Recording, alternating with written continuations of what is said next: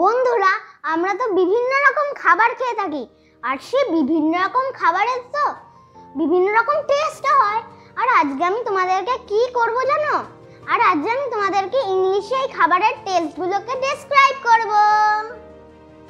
Mom, I am tired and starving. Please give me something to eat. Yes, beta, I'm giving. Thank you, Mom. Welcome. Mom, it's so piping hot. আমি এটা মুখেই দিতে পারছি না। আচ্ছা আচ্ছা, তাহলে তুই পাউরুটিটা খেয়ে নে আগে। ঠিক আছে।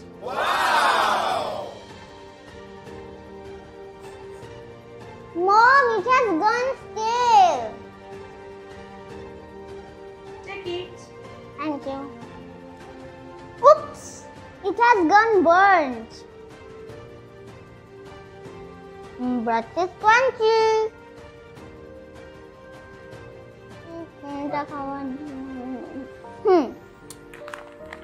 এইটা চিপস, এইটা কিন্তু আমার ফেভারিট। চলো এটাকে কাটা যাক।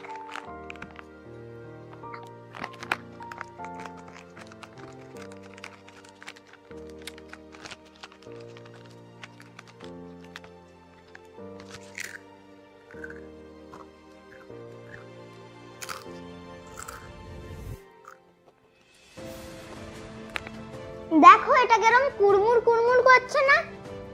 এই কুড়মুড় করাকে বলে ক্রাঞ্চি। এরকম আরো কিন্তু আছে, যেমন ধরো বিস্কিট আর কুকিজ। এইবার আমি মাংস খাবো।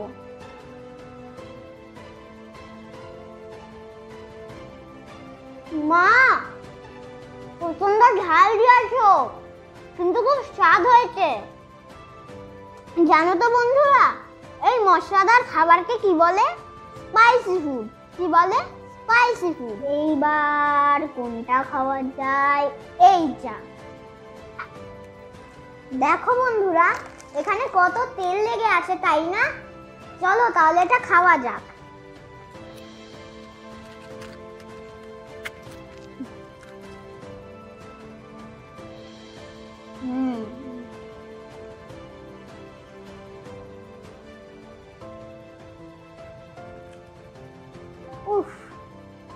এইটা কত তেল তেলে, দেখো আমার হাতটাও তেল তেলে হয়ে গেছে। এইটা খুব অয়েলি। এইটাকে কি বলবো আমরা? Oily food. কি বলবো? Oily food. জানো বন্ধুরা, যেই খাবারে কোনো টেস্ট নেই সেই খাবারকে কি বলা হয় জানো? ব্ল্যান্ড। কি বলা হয়? ব্ল্যান্ড, মানে যেই খাবারে কোনো টেস্টই নেই। এবার ধরো কোনো খাবার পচে গেছে বা নষ্ট হয়ে গেছে, সেই খাবারকে কি বলবো জানো? র্যানসিড ফুড। কি বলবো? র্যানসিড ফুড। তাহলে আমরা কতগুলো ভোকাবুলারি শিখলাম। এগুলো কিন্তু প্র্যাকটিস করতে হবে। আর ভিডিওটা ভালো লাগলে লাইক, শেয়ার এন্ড সাবস্ক্রাইব করবে।